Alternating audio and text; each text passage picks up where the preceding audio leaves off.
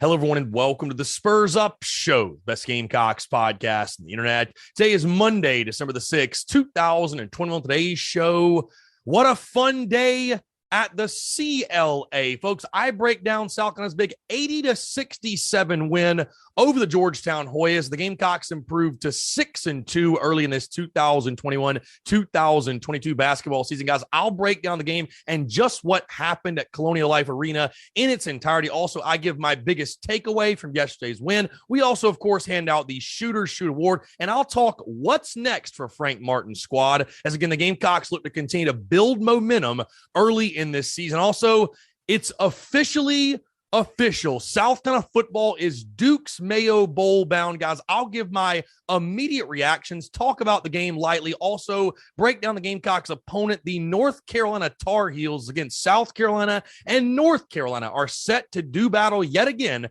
at Bank of America Stadium in Charlotte, North Carolina. Also, guys, we've got news and notes, your listener questions, and a fantastic conversation, guys, a throwback interview with former Gamecocks quarterback Anthony Wright, one of the all-time greats to wear the garnet and black, and a conversation that I know you are sure to enjoy, folks. We have got a packed show for you here on this Monday, and of course, as always, it's brought to you by our friends over at Upstate Movers Group. Guys, any moving needs you might have this holiday season or going into the 2022 calendar year as well, be sure to contact our friends over at Upstate Movers Group. You can find them on social media at Upstate Movers Group. Of course, if you have any other questions, go to their website, upstatemoversgroup.com. That's upstatemoversgroup.com. Be sure to check them out and tell them Chris from the Spurs Up Show sent you. Let's get it.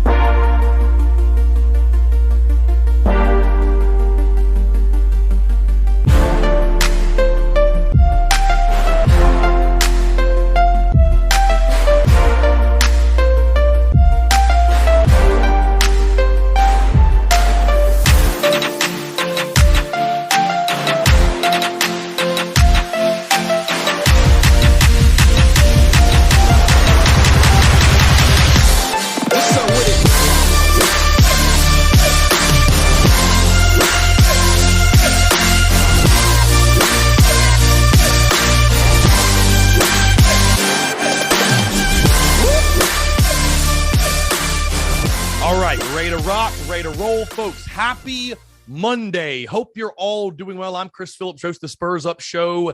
As always, we have got a packed show, a lot to get into here on a Monday, and I hope this show is finding you well, whether you're in the office, you're on the job, you're on the commute, you're in class, maybe, hey, you're enduring exam week, maybe you got the day off, whatever it is, folks. Again, hope you're all doing well. Hope you had a fantastic weekend, by the way. I want to start there just by saying this.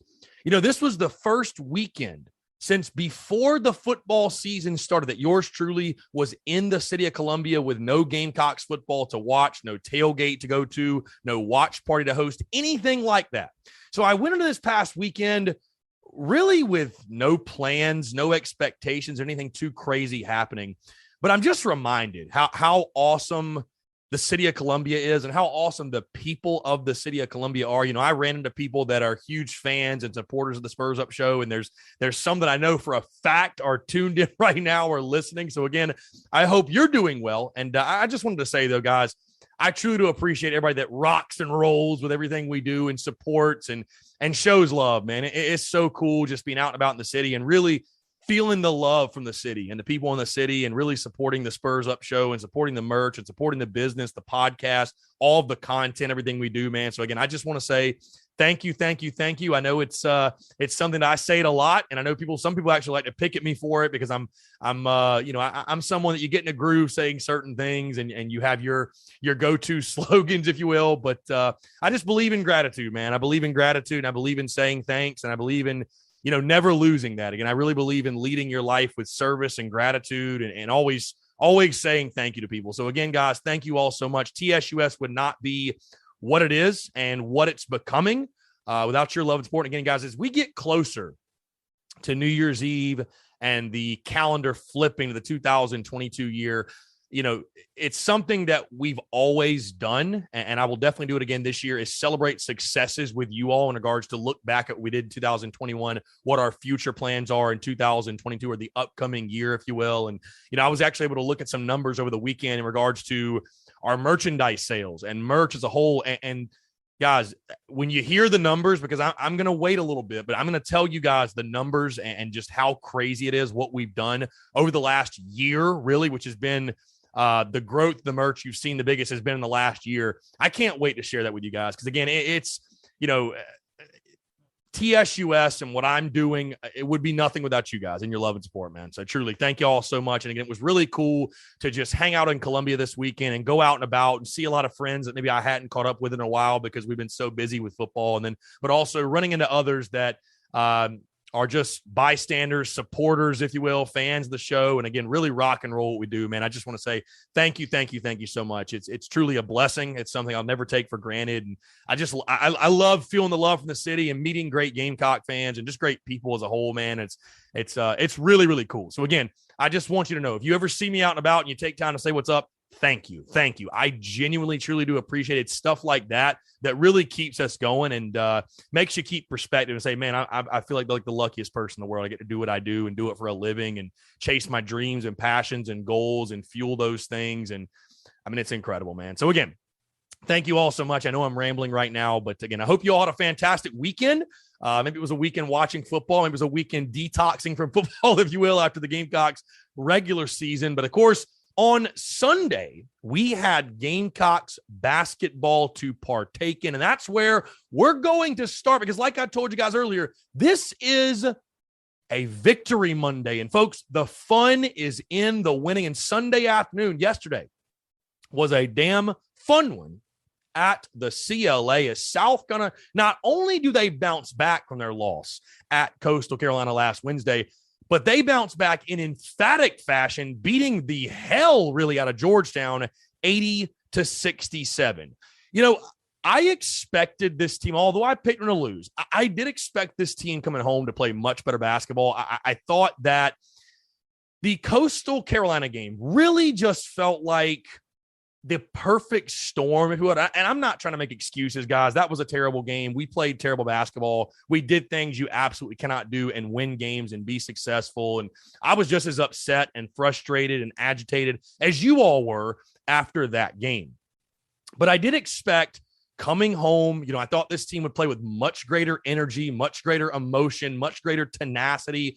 And, I really thought, again, as we've talked with Shane Beamer's team, as we've talked with the Gamecocks football team, things are not normally as great as they seem. Things are not normally as bad as they seem. And I really thought to myself, okay, I don't think the Gamecocks are as bad as we saw them play at the HTC Center in Conway, South Carolina. You were missing Jermaine Couisnard. Again, it just felt like the perfect storm early. It felt like Coastal Carolina. They had all the momentum from opening tip. They were the aggressor. They were attacking you.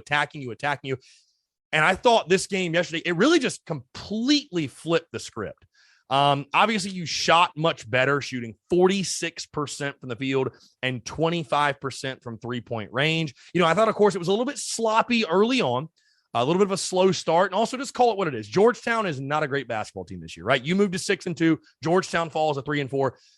What Patrick Ewing is doing again, Georgetown, we think of Georgetown, this great program, historic program, won national titles, features some of the best players to ever play the game of basketball. That's not who Georgetown is right now. Bottom line, no debate. If you watched that game yesterday, you can tell, Georgetown is not a very good team.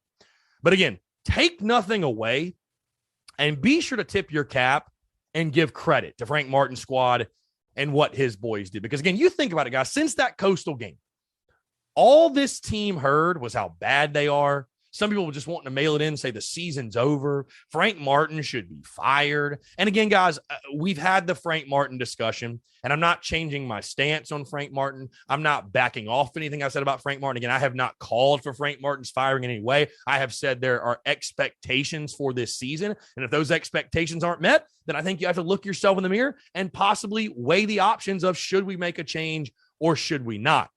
But even after losing the Coastal, right? Like, it's so early in the season still. And, I said it last week, if you can go 2-1 or better against Georgetown, Florida State, and Clemson, right?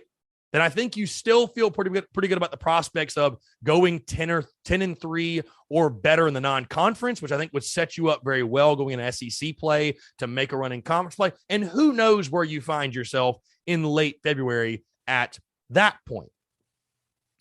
And you completed the first leg of that yesterday by beating Georgetown. Again, I loved the way South kind of bounced back, the way they played. That's really what stood out to me more than anything.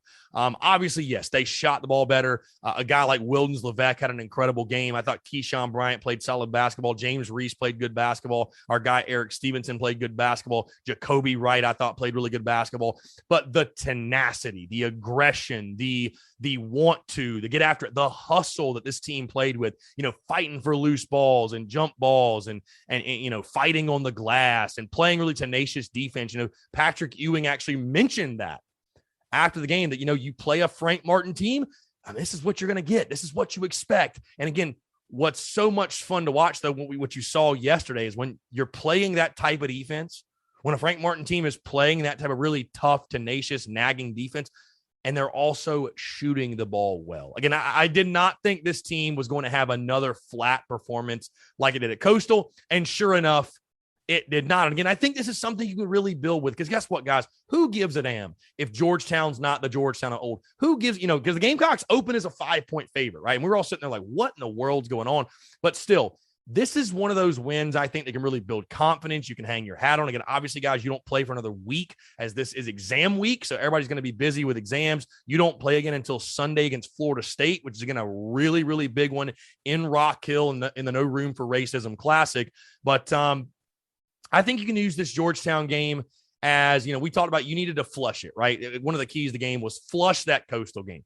Have a short memory. Get that one out of your mind. You have a performance like you had on Sunday. I think it can really help you do that. Really forget that Coastal Carolina game and feel good about yourself. Have something to feel good about. But overall, man, the hustle, the tenacity, the physicality. It was a bad day to be a rim, by the way. It's a bad, bad, bad day to be a rim, and a bad day to be a guy who's going to get put on a poster. Because I tell you what, there were a couple of moments, posterizer moments from the Gamecocks against Georgetown. So much fun to watch. You think Keyshawn Bryant, Wildens Levesque, Devin Carter had an incredible dunk as well. Some high flyers. I did not even know the Gamecocks had that much of a capability, because it was an absolute dunking clinic at the CLA.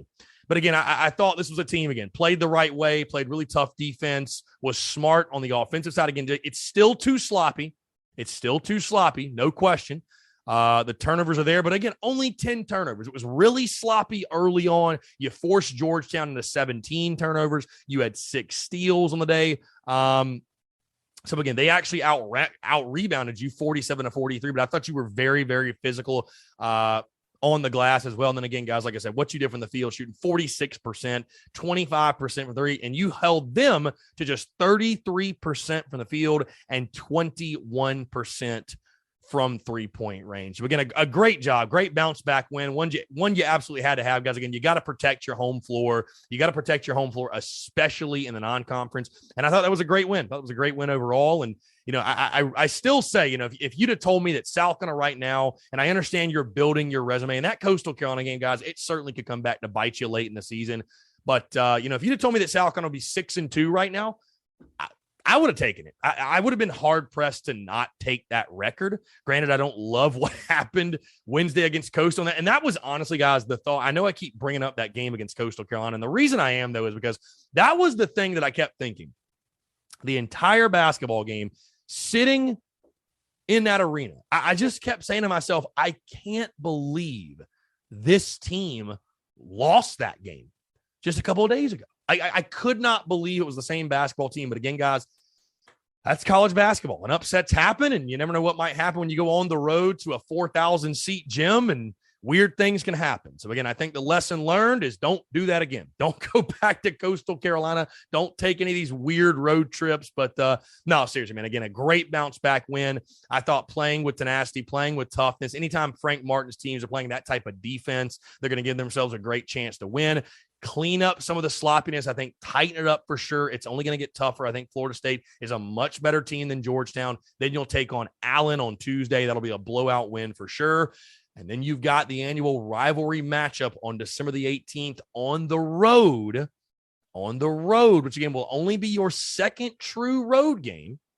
So that'll be something to watch for in that one. But no, great win. Great Sunday. A lot of fun, man. Watching Salcon do what they did against Georgetown. And again, maybe this isn't the Georgetown old. Certainly it's not, but it's still Georgetown basketball. And to see the Gamecocks go out there and win by 13 over a Patrick Ewing coach Georgetown Hoyas team, had an absolute blast, man. I thought the energy also, by the way, in CLA, for those that were there, I thought the energy inside CLA, for it being a Sunday afternoon game, pretty damn good. I thought Gamecock fans were really into it. And again, I think Gamecock fans, I think we all really want to be excited for this basketball team because this team is fun to watch, guys. I wasn't blowing smoke up your ass just a couple of weeks ago when I said, get out to CLA. This is a fun team to watch. And again, when they go cold, it's just like any other basketball team. When this team goes cold, it's ugly. No questions asked. But I tell you what, man, when this team's feeling it, when this team's confident, when these shots are falling for these guys, it is a ton of fun because there are some legit shooters. There are some really fun young guys, all these transfers, obviously. I think Wildens Levesque, what he's doing down low, the return of Keyshawn Bryant, he played really good basketball yesterday. So get out and watch these guys. Again, it's a ton of fun. Yesterday was an absolute blast. The CLA, all the dunking going on, bunch of Sports Center top 10 nominee plays. And again, the biggest takeaway is not just the fact you won, but how you played. The tenacity, the toughness, the physicality, the hustle. That's one of the big reasons you won the game. South kind of out-hustled Georgetown. No questions asked about it. Guys, let's move into my biggest takeaway, though, from yesterday. What is my biggest takeaway from Salcon's 80-67 win over Georgetown? And I just mentioned it, by the way. And it's a guy, he doesn't get a ton of love because I think this is a team, certainly, that does not work inside to out. This is a team that wants to shoot the three ball. They're going to pull up and shoot jumpers, but they want to live on the outside. I feel like we live and die with a 3-pointer at this point, and that's totally fine. And dandy, when they're going in, you can do that and what have you. But my biggest takeaway is this: Wildens Levesque is quietly one of the best pieces on this team. Quietly one of the best pieces on this team because again, 14 points, 4 rebounds, 6 for 8 field goals. The guy all of a sudden has been automatic from the free throw line. I don't know what's gotten into Wildens Levesque at the free throw line. Also had 2 steals as well. He's a big physical presence. There were as many blocks in that game yesterday from a Gamecocks men's game as I can remember. Again, the physicality down low, the presence he's providing you down there right now. Wildens Levesque is playing some really, really, really good basketball. And again, guys, he's quietly turned himself into one of the best pieces, in my opinion, on this Gamecocks basketball team. So again, my biggest takeaway, Wildens Levesque, hey, he's a ball player. He's a stud. I think he's going to be a dude you can lean on all season long. With that being said, guys, let's move into the Shooter Shoot Award for yesterday's game against Georgetown. Surprise, surprise, it is Wildens Levesque. Guys, like I said, that stat line, 14 points, 4 rebounds, 6 for 8 on field goals, 2 for 2 on free throws, and 2 steals. Again, I thought him on the inside, his presence, again, by the way, guys, that led the Gamecocks in scoring with those 14 points he had. But even more so, just his presence down there, man, and the physicality, and the Gamecocks able to win the boards, and some of the big momentum-changing dunks he had and plays he had. I thought he played a phenomenal game and really was a major, obviously a huge contributor in this win yesterday at CLA. So again, guys, the Shooter Shoot Award for the win over Georgetown goes to none other than Wildens Levesque. All right, guys, let's talk what's next for Gamecocks basketball. Guys, like I said, exam week this week, so no game during the week. However, the Gamecocks will return to action this upcoming Sunday, December the 12th, in Rock Hill against the Florida State Seminoles, a noon tip-off in the No Room for Racism Classic. And again, guys, Friday of this week, we'll have a full game breakdown preview, similar to what we did last week going into Georgetown, but that'll be a highly anticipated game. Florida State's a quality team. That will be a quality win for Salcon, guys. And like I said, you beat Georgetown on your home floor. Congratulations. If you can beat FSU, you talk about building momentum and, putting that Coastal Carolina loss on the back burner and putting that one behind you. You beat Florida State, all of a sudden, the narrative swings back to, hey, maybe this basketball team can do something. Maybe they can go on a run into SEC play. Maybe, just maybe, this is a team that, yes, it hit a bump in the road, but it will not be defined by it. So again, final thing, great job by Frank Martin and this squad, guys. I will tell you this, keep the energy consistent. you're hearing the sound of my voice, you're a Gamecocks basketball fan, keep the energy consistent. If you were calling for Frank Martin's head late in the week last week and just saying this team stunk and cancel the season, I'm not saying you got to crown them. I'm not saying throw a parade, but at least be able to tip your cap and acknowledge a job well done when the Gamecocks are able to bounce back, fight adversity, fight all the outside noise, and come out and play good basketball. So again, quality win, great win for Carolina, beating Georgetown, moving to 6-2 early in this 2021-2022 basketball season. All right, guys, let's get off the hardwood and on to the gridiron because, folks, it is officially official after weeks of projections and rumors and where are the Gamecocks going bowling. It officially came out yesterday afternoon. South Carolina will be heading back to Charlotte, North Carolina for the Duke's Mayo Bowl on December the 30th to take on none other than the North Carolina Tar Heels, an 11:30 a.m. kickoff on ESPN. Now, selfishly, guys, my first thought in this game is this. The irony. I would be remiss if I did not mention the irony of this matchup and what happened the last time these two teams played at B of A and the last time that yours truly watched the Gamecocks play at B of A. And of course, if you don't know what the heck I'm talking about, when these two teams played the first game of the 2019 season, and what happened the first game of that 2019 season? Well, Sam Howell is a true freshman. Mac Brown is a first-year head coach, led the Tar Heels to a win over the Gamecocks. And yours truly, of course, and really what I would say, guys, honestly, because TSUS, I mean, I'd still moved to Columbia and I was doing it full time, like just gotten there in August. That was the first real big splash moment, if you will, though, for the business. That really, truly, honestly, guys, put TSUS on the map. For lack of a better way of putting it, it put the Spurs Up show and yours truly on the map. So again, the matchup came out. I was just like, God, the irony of this, that was the beginning of the end for the last head coach and the last regime. And you really look at this game now for Shane Beamer as this could be the beginning of the beginning, if you will, like really the start of something big going into the 2022 football season and continue to build momentum within the program and elevating expectations and slowly but surely trying to get back or at least get closer to what you were under Steve Spurrier from 2010 to 2013. So, you know, I know some people are going to balk at this matchup. Oh my God, we're going back to Charlotte. It's a house of horrors. You know, first things first, guys, I was not going to be hard to please because I'm just happy the Gamecocks are going to a bowl game. Selfishly, I'm happy Salcon has another football game that yours truly gets to talk about and break down and dissect and give key matchups and give a preview and give a prediction. I am thrilled to watch Salcon play another football game in this season. And, you know, while I do understand where people are coming from, that it's like, you almost have like the North Carolina school fatigue where it's like, dude, we've played North Carolina, we've played East Carolina, we've played NC State. Like, can we not get some more unique matchups, play somebody else? You know, I think this is also great for Gamecocks, man. The game being in Charlotte, it's close to Columbia. It's close to everyone in the state of South Carolina. Obviously, Charlotte is a huge, huge Gamecock hub for alumni. And also, hey, yours truly lived there for 4 years. So a great city, a great venue. The only thing I dislike, that 11:30 a.m. kickoff time, barf, that sucks. I'm not going to lie to you. That's terrible. But hey, either way, Kegs and Eggs will be out there early. The TSUS tailgate is in the works, and the plan is that it will be happening at minimum. Yours truly will be out and about, hanging out with people at the tailgates, what have you. But going to be a really good time. And again, I like the matchup. Again, I'm not picky.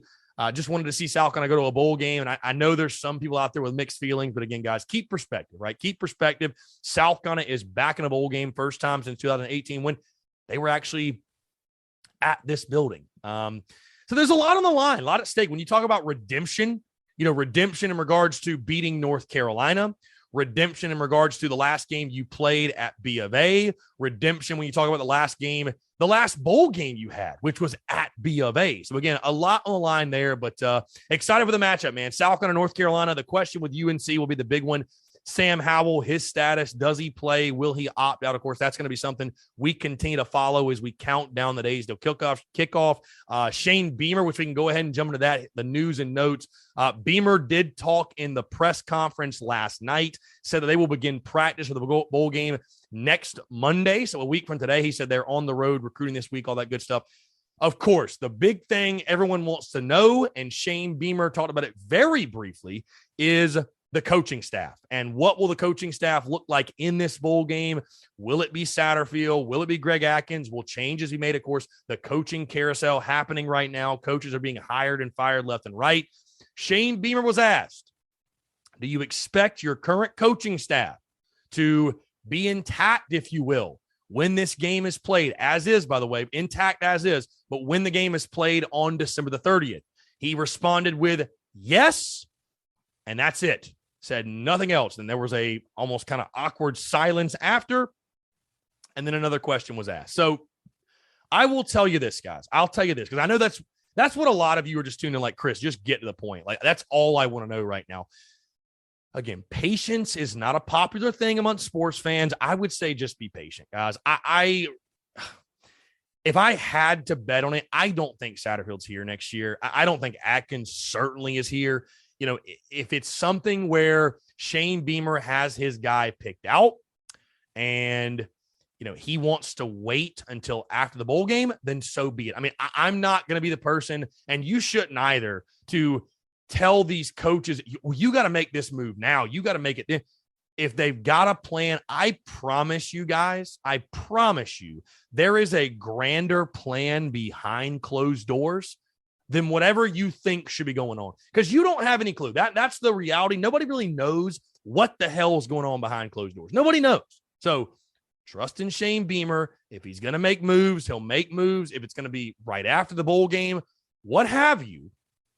But I'm telling you folks right now, where there's smoke, there's fire. There's been a lot of smoke in a lot of different directions, and enough to make me feel like I will be surprised if Marcus Satterfield is your Gamecocks offensive coordinator next year. I'll be very surprised. I will almost be expecting a move to be made after the bowl game in regards to the OC and the O-line coach, what have you. But until then, guys, just buckle in and get ready for the game, because I don't think we're going to hear anything. I don't think that's going to be something that Shane Beamer is going to want to distract his team with. I don't think it's going to be something that he wants to make a priority instead of worrying about practicing and developing and figuring out this roster and recruiting as well.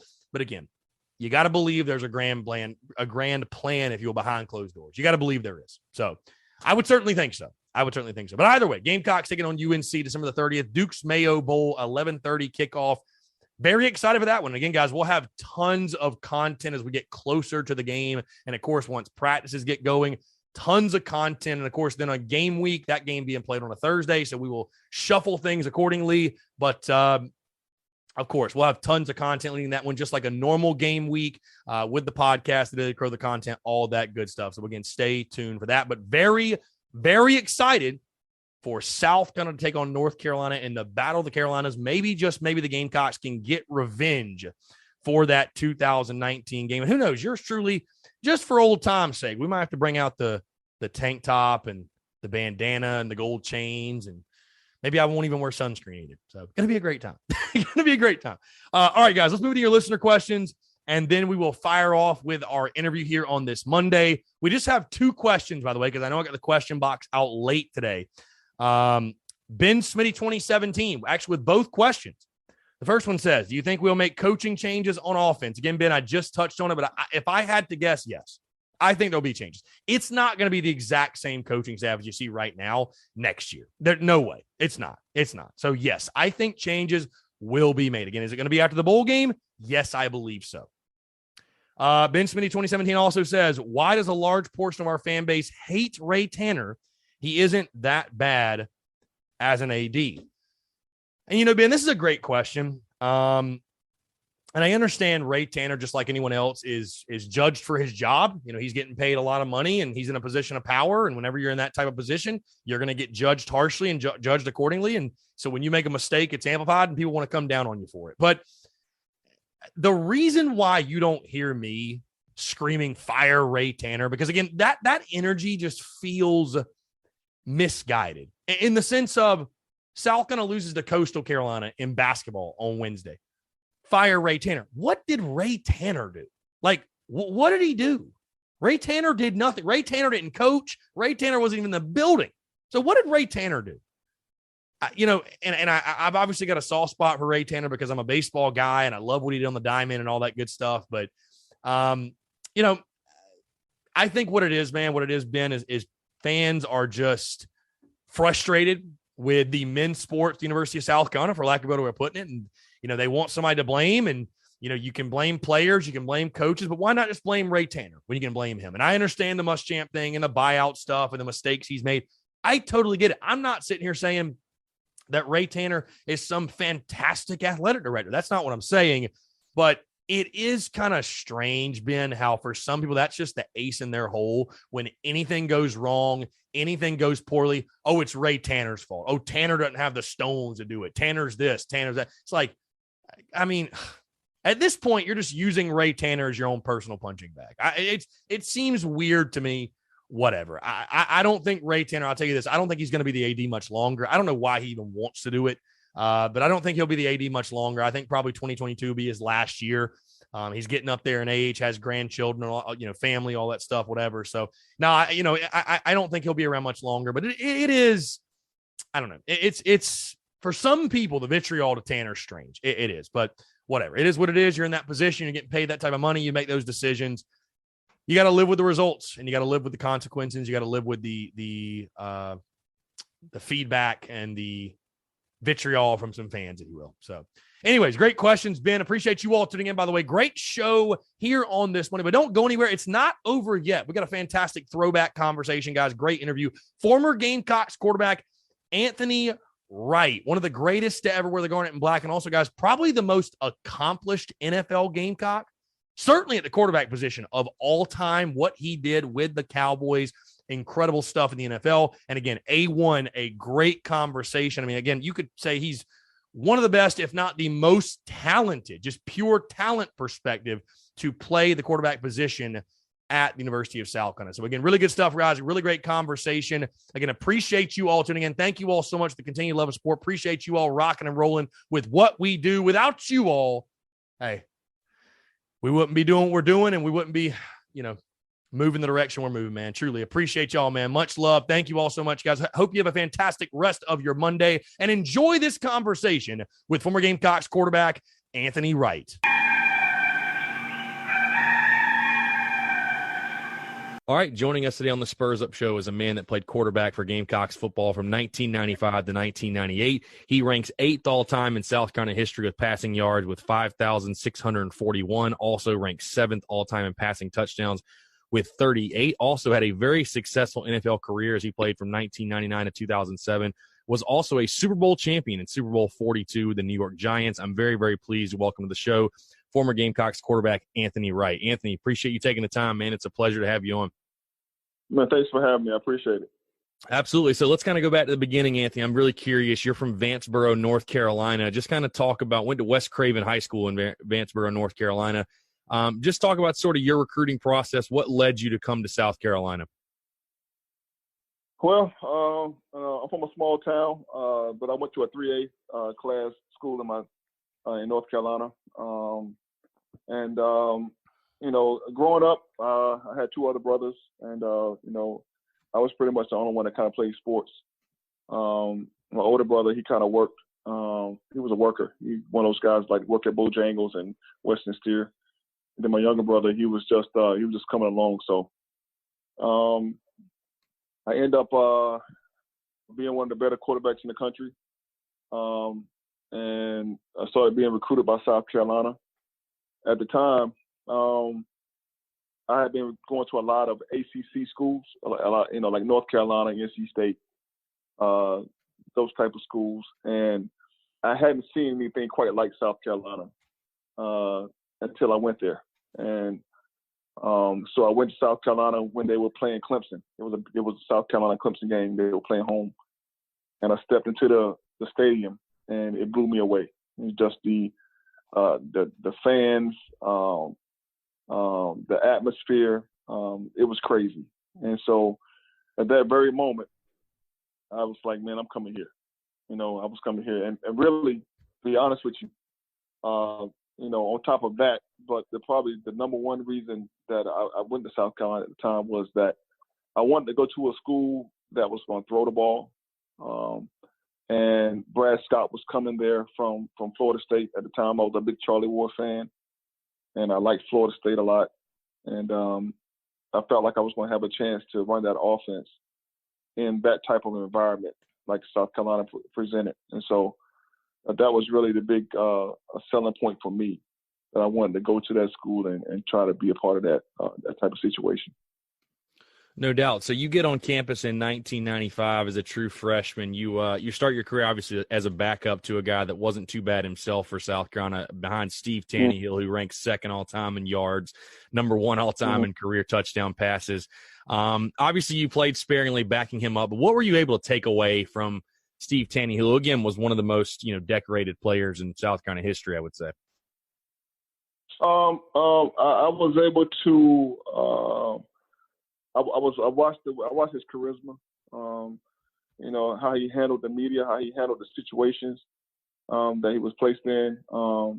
He really took off with Brad Scott's offense. Brad really gave him the keys to that offense. That's when he really put up a lot of good numbers his senior year, and that's when he really took off. So I was able to kind of watch and learn how he did the things that he was able to do. And so I was just trying to translate my part of, dealing with, like I said, media, dealing with the pressure of playing the quarterback position, dealing with playing in the SEC. I was learning all of that through him. And so that when I got my chance, I was going to be able to try to handle it as well as he did. So those are the things I pretty much learned from Steve while I was there. No doubt. So obviously there's always a transition when you go up from levels, whether it be from, high school to college to the professional ranks. What would you say was the biggest transition for you going from playing quarterback at the high school level to playing quarterback in the SEC? It was, I tell people this all the time. The best thing that ever happened to me at South Carolina was a guy by the name of John Reeves. And when I first got to South Carolina, my first couple of years, maybe just my first year, we had Ricky Bussell. And Ricky Bussell was the offensive coordinator. He had come from Virginia Tech. And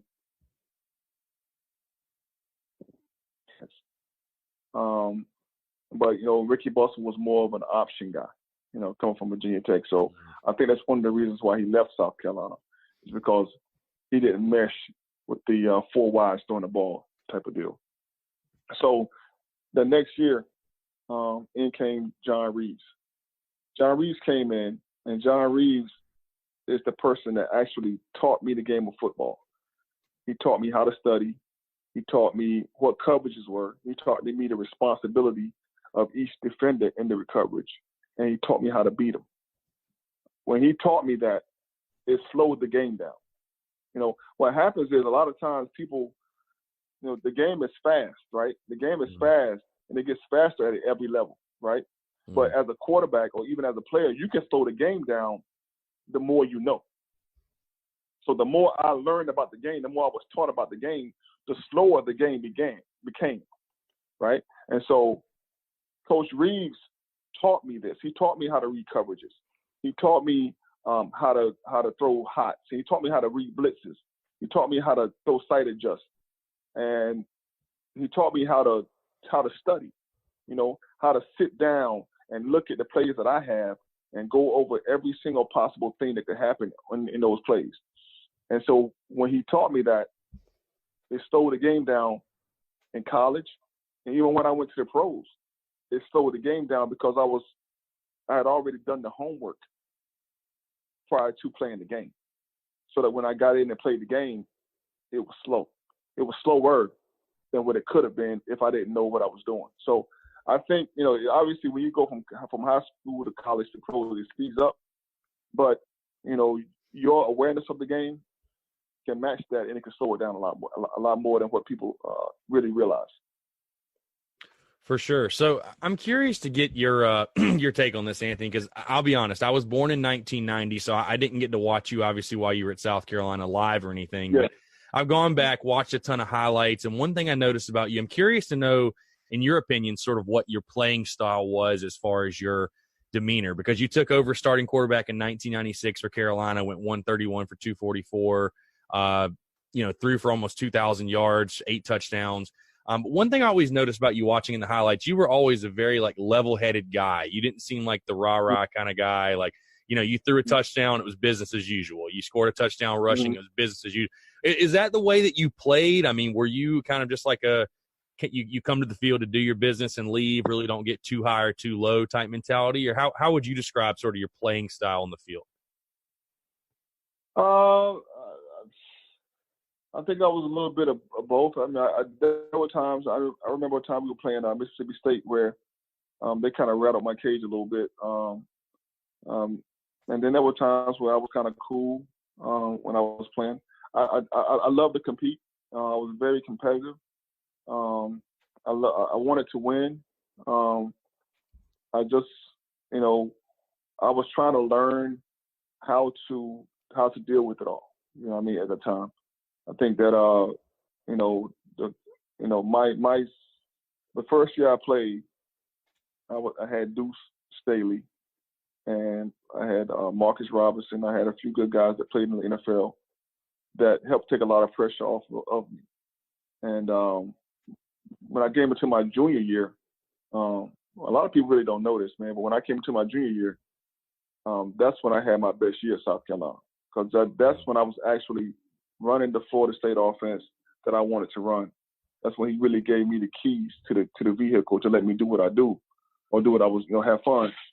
And up until the point when I got hurt, which was about the 8th or 9th game of the season, me and Peyton Manning were 1 and 2 in every statistical court category in the SEC.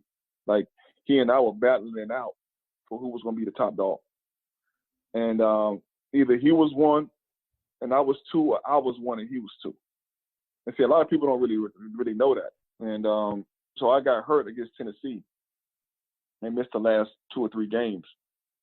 That's the last 3 games. And at the end of the season, I think at that point when I got hurt, we were like either 5-2, 6-2, or 5-3, or 6-3, something like that. And at the end of the season, we lost the last 3 games. And at the end of the season, they fired John Reeves. When they fired John Reeves, they brought in a guy by the name of Chuck Reed. And he came in with this 1982 or 83 Clemson offense. And we went from 4 wides, 3 wides to 3 tight ends, or 2 tight ends, and 1 receiver. It was horrendous. And we went I'll put it to you like this. My senior year, it got so bad. This is how bad. This right here is indicative of my senior year. We were playing Ole Miss. And at this particular time, I think we were 1 and 3. And so we went back to the Florida State offense. Now, mind you, we went to the Florida State offense. During that game, I counted for 4 touchdowns. I had 3 passing and 1 rushing. Myself in that one game against Ole Miss. This is indicative of our year. We have the ball on our 1-yard line, on our 1-yard line, and we're coming out. We get in 3 backs, triple I. Now we're on the 1-yard line coming out. We get in triple I and hand the ball to the last guy for a safety. We lose the game by 2 points. That was indicative of my senior year at South Carolina. And so that's one of those things, man, that, at the time, as you're going through it, you're trying to deal with it the best way you can. But that was probably one of the toughest times that I've had in my playing career.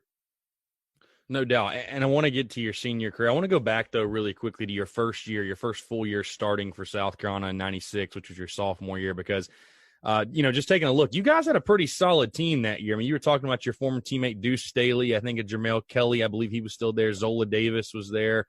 And you guys come out of the gate, beat UCF pretty good. And then there's a the South Carolina Georgia game, it feels like it's always a high profile matchup, always a good game. And you guys come in that one, I remember watching the telecast. I remember them talking about Georgia was heavily favoring that one. You guys come out, sort of shocked the world, beat those guys 23-14. I remember Deuce Staley had, I think, like 229 all-purpose yards. And obviously, again, this is your second game as the full-time starter. Just sort of talk about what you remember from that night beating Georgia at Williams-Brice like that.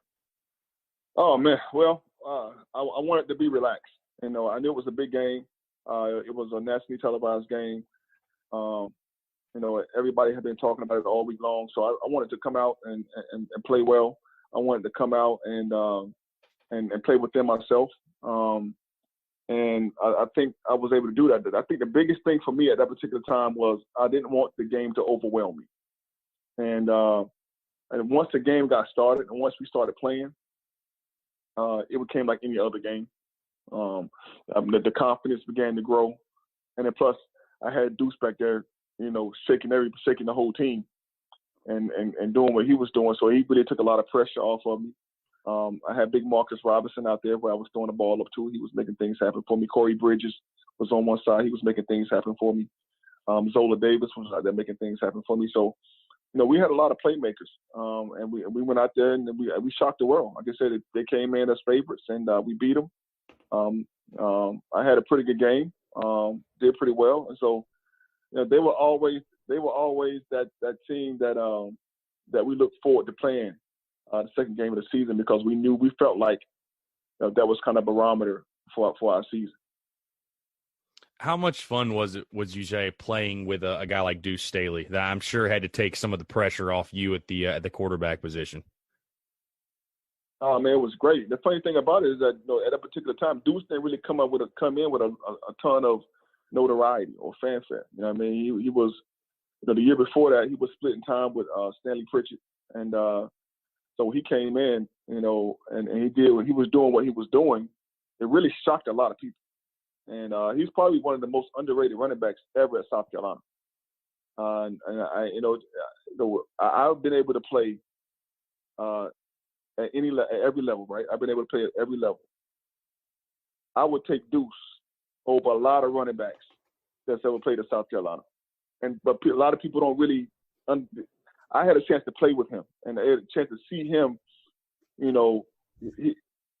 was strong, he was shifty, and he had heart. And having him back there, like I said, really took a load off of me, because I knew I could hand the ball to him, and I knew that I was going to get 3 or 4 yards. No doubt. So, again, talking about that 96 season, you guys had a pretty good squad that year. You beat the Georgia Bulldogs. Obviously, you had some close calls, lost to Auburn by 4 points on the road. They were a ranked team. Obviously, you had some battles with Tennessee and Florida. But let's move to the Clemson game. At Clemson, they were ranked 22nd in the country. You guys pull off a 34-31 win. Obviously, being a guy from North Carolina, I'm sure the Clemson-South Carolina rivalry was a little bit foreign to you. But just sort of talk about, that game, your first time as a starting quarterback at South Carolina, you pick up the win against Clemson. And when did it click for you, just how big of a game and how much hatred there was between the two schools? During the course of the game. Listen, I think that was my first time really realizing the difference between a regular game and a rival game. They came out like some bats out of hell, and they were full speed, full tilt, doing everything they could to try to hurt you. It was definitely a battle, and it was cold that night.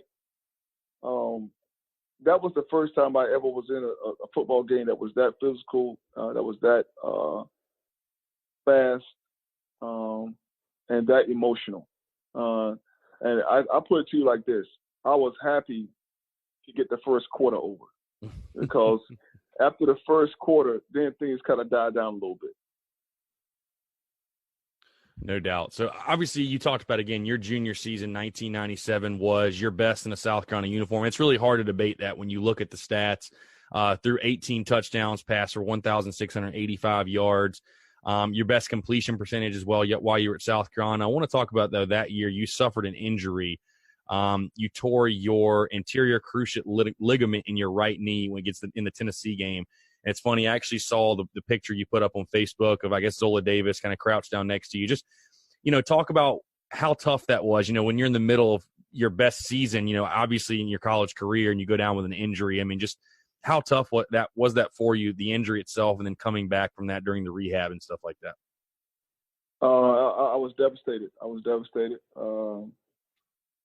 I had never really had a major injury in sports, period. From a child all the way up to, when I got into college. Probably the most I had ever had was maybe a sprained ankle. And to have something like that happen to me, I just remember lying on the ground, and I just remember asking the doctor, was it bad? And he never really answered me, but I could tell by the look on his face that it was.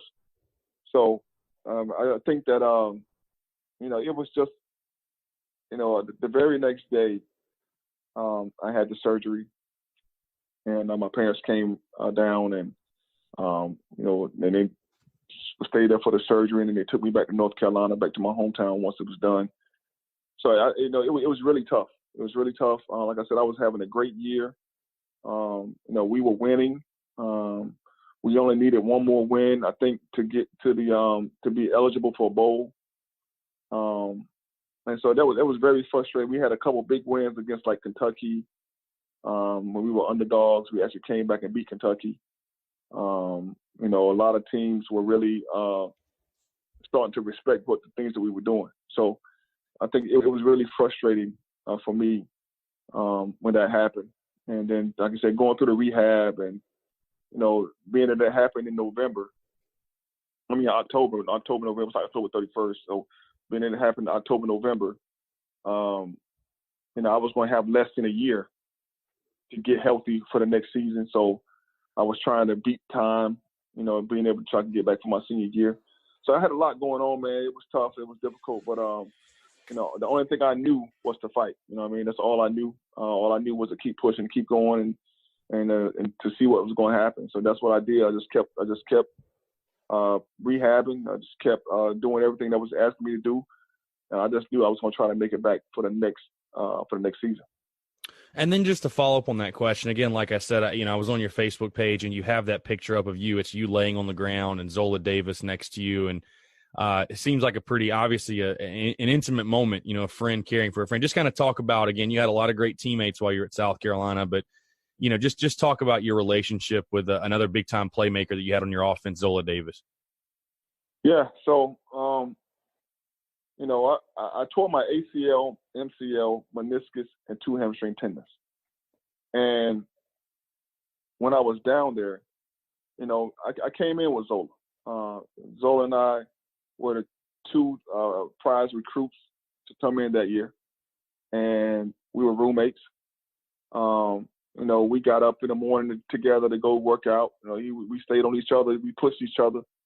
So when he saw me down, now one of the things that we always said was that if we ever stayed on the ground, then we were seriously hurt. If there have been times where we get hit hard or something like that would happen, and we would just get up, shake it off. We might be a little woozy. We'll shake it off and come back to the sideline. But we weren't going to lay on the ground. And so if he ever saw me down and I couldn't get back up, then he knew I was really hurt. So when he saw me down, he knew I was hurt. And that's why he came over there, to make sure that I was mentally okay. Because he knew that the only way that I would stay down is if I was really, really hurt. Mm-hmm. And so to have somebody like that in your corner that understands you, like you said, we were roommates, so we talked throughout the night about, trying to make it and and doing what we got to do to try to get to the next level. We talked about all night long. So to see me, for him to probably see me down there, probably hurt him a lot. But at the time, it was nothing he could do. I mean, but be support for me, and that's what he was doing. Like, as you look at the picture, everybody else is standing up, right? Mm. But he's the only one that's down with me, right? And to me, like, that touched me more than anything, because it's like, you know, he wanted to get down to my level, to where I was, so he could look me in my eyes and see exactly where I was. And that really, like I said, that really stood with me. That's awesome for sure. So moving to your senior year, obviously, Anthony, obviously it didn't go the way you guys wanted. You know, won the first game and lost the next 10. Your stats overall were pretty good, but you mentioned sort of the coaching changes that had happened, the change in offense your senior year, and you know, I'd imagine you'd cite a lot of the struggles that senior year to that. Brad Scott obviously fired at the end of 1998. Lou Holtz hired going into 1999. You know, we had your buddy, your former teammate John Abraham on the show, and he had his opinions on Brad Scott, and I think a lot of South Carolina fans do as well. But I mean, overall, what was your overall opinion on Brad Scott, and would you cite that change in philosophy and offense? Would you cite that as the reason that 1998 didn't go the way that you guys wanted it to? Well, I think the change in offense was his demise. He had a great scheme. You know, his offensive scheme, well, he had a great scheme. Where I think they actually fell short was in the recruiting process. Mm-hmm. I just think they fell short in the recruiting process. They weren't bringing in enough talent to be able to play at an SEC level, right? I think his offensive scheme that he had prior to Chuck Reedy, the stuff that he was doing with Tannehill and myself for the first 3 or 4 years, I think he was on the right path with that. But he didn't bring in the right kind of talent to match that. And then my senior year, like I said, he changed up the philosophy a little bit with the Chuck Reedy style, which we didn't have. It was time to shelf what Coach Reedy was trying to install. But I'm very thankful for Coach Scott, because Coach Scott gave me the opportunity to be with Coach Reedy, to play in the SEC. I mean, to be with Coach Reeves, to play in the SEC, to learn about the game of football. And so I'm very thankful for the opportunity that he gave me. Like, I can't sit here and bash him about anything.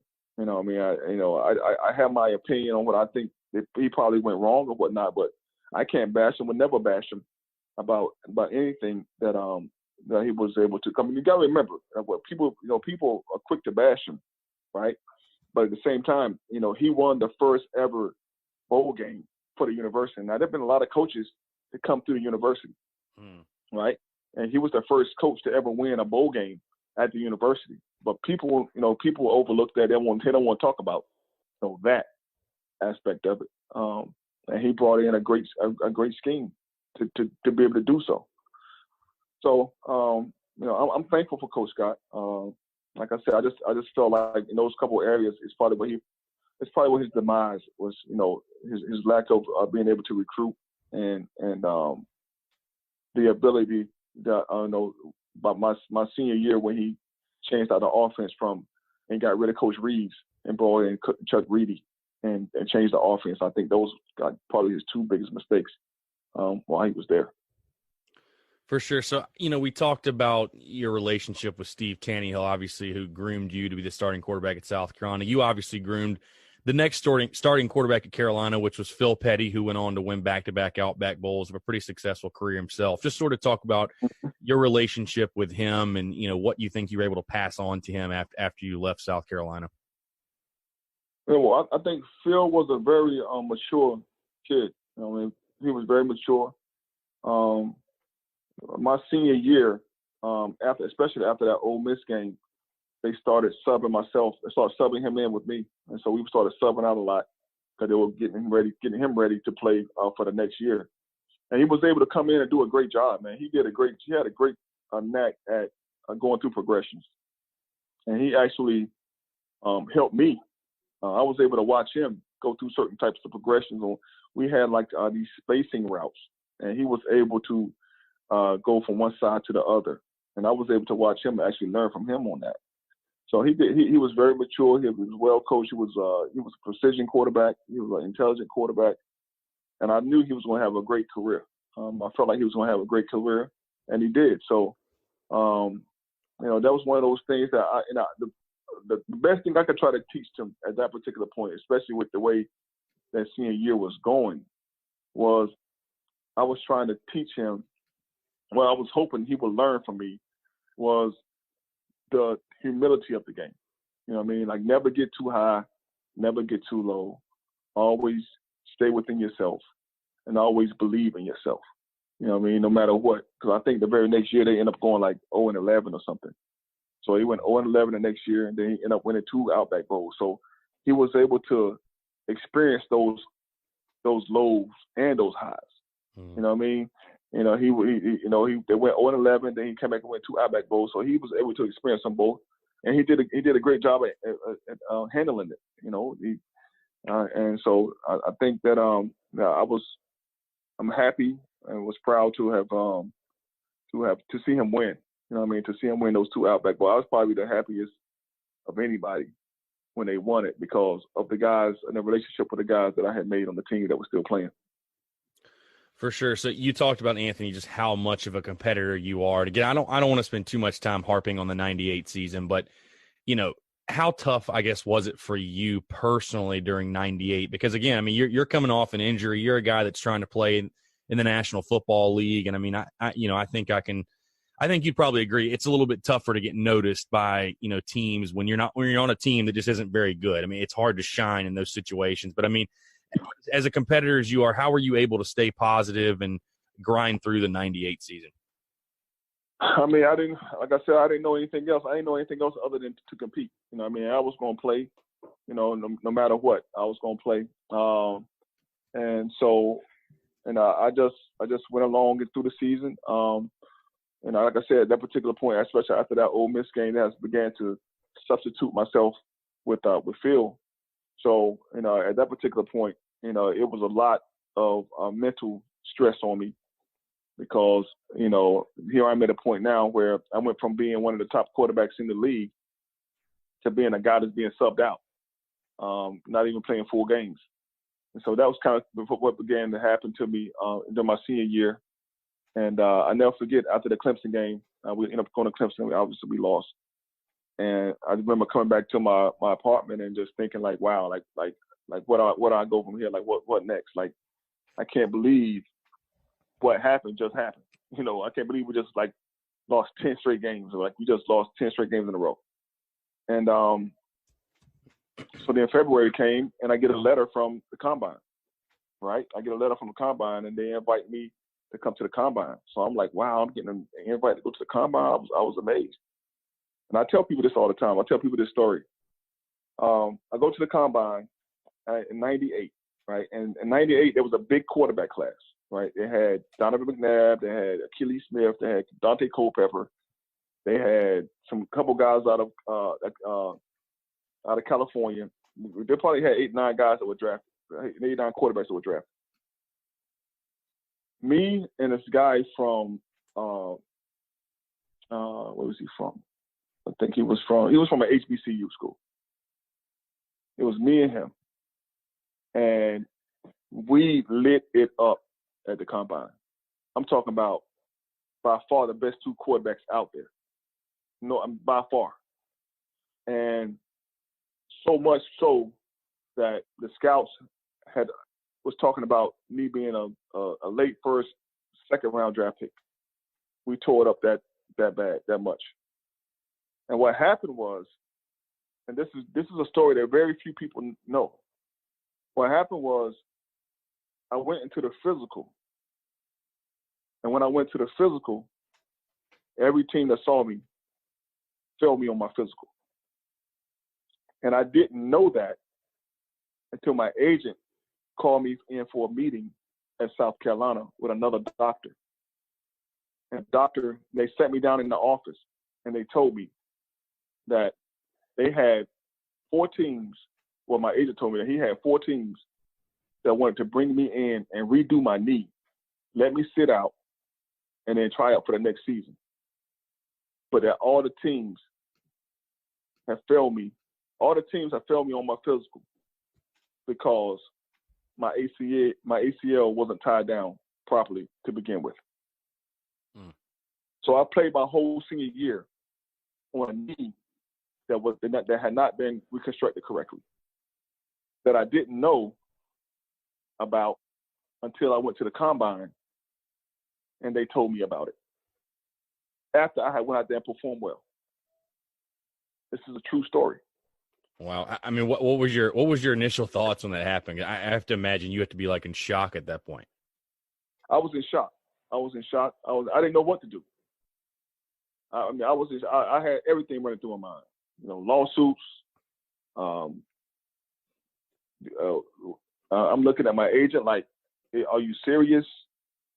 Because I just went to the combine and ripped it up. So much so that I went back from being like a second to a late first rounder. And just like that, it was taken away because my knee surgery was done incorrectly. And so my head was spinning. So my agent asked me what did I want to do. Like I said, there were 4 teams that wanted to bring me in and redo the surgery and just let me sit out for the whole year, rehab for the whole year, and then come back the next season. I told my agent, I was like, well, the problem with the lawsuit was this. It was that they said it was going to be hard for me to prove that he did the surgery incorrectly because I had played the whole year on it. And it's also hard to get other doctors to testify against other doctors. Right. So that was what I was battling with that. So I felt like that was a lose-lose. And so I said, well, what I do is, I played my senior year on it. I felt like I was fine. I was like, let's see what happens. Right? I said, let's see what happens. So he said, okay, let's do it. So we go into the draft, and I don't get drafted. And I get one call from Pittsburgh. I go to Pittsburgh. There's Cordell Stewart, Mike Tomczak, Pete Gonzalez, and myself. And go there and make the team. I mean, it was so bad. I mean, I made the team. I made the roster. I made the roster as an undrafted free agent with a torn ACL, MCL, meniscus, hamstring, 2 hamstring tendons off a 1-10 team. And I remember playing in the preseason games in Pittsburgh and reporters asking me, how in the world did your team go 1-10 with you at quarterback? I was asked that more than once by multiple reporters. That how did you guys go 1-10 with you at quarterback? And I would just always tell them it was bigger than me. Like I would never go into more detail. I was like, it was bigger than me. Right? And so I ended up making that squad. Like I said, I ended up, the way I came into the league, it was going to be hard. It's hard to make it as an undrafted free agent. But the way I came into the league and to last, it says a lot about, my perseverance and about, like I told you before, all I knew was to fight, just to keep pushing. Even my senior year, all I knew was to keep pushing. It was a horrendous year, but all I knew was to keep going. You just got to keep playing and just see what happens. So my whole NFL career was just keep pushing, just keep pushing, and that's what I kept doing. I just kept pushing. I know I went from one team to the next. I went from Pittsburgh to Dallas, played there. I got cut from Dallas because of my knee. That was the last one. Every time I got released twice. Both times I got released was because of my knee. Pittsburgh released me because of my knee, and Dallas released me because of my knee. Now, when I was in Dallas, and I realized that they were going to release me because of my knee, I had it redone in Dallas. I had Dallas's experience. So Dallas had to pay for me to have my knee reconstructed and they had to continue to pay me my salary and the rehab. And so, but I got it redone in Dallas, in 2000 or in 2000. I got it redone in Dallas, or 2000, 2001, one of those. I had it redone in Dallas. No doubt. So I want to get into your NFL career in just a second, but I have one more question regarding your college career because I think it's something very intriguing to me, and I'm curious to get your take on it. Maybe it's something I'm fabricating in my head, but do you ever feel like I know I saw your header on Facebook again, and I've seen anybody that's seen the new indoor facility. Obviously, your mural is up in the quarterback's room, which I think is absolutely awesome. But my question to you is this: do you ever feel like your career at South Carolina was somewhat maybe overshadowed? I sort of view you as like an underrated guy, underappreciated guy, because you're in between Steve Tannehill, who was so decorated at South Carolina, and then Phil Petty, who had the successes he had. I mean, do you ever feel that way, that you were a little bit underappreciated, undervalued at South Carolina? Because, again, me being someone that wasn't able to watch you necessarily, in your prime at Carolina, just be completely honest and transparent. You weren't the first guy I ever heard about, right? But, I mean, you take a look back at your career and then, especially what you did professionally. South Carolina hasn't had many quarterbacks start a game in the NFL, much less I believe you started one in the playoffs as well. I don't think that's ever happened. So, I mean, do you ever get that vibe, obviously, or do you ever get that vibe that maybe you were a little bit, underappreciated at Carolina for what you did? Most definitely. I mean, I had a grudge for a long time, just based off what I just told you. I just felt like, I knew I was better than what was being represented of myself. I knew I was better than that. My NFL career was an example of that.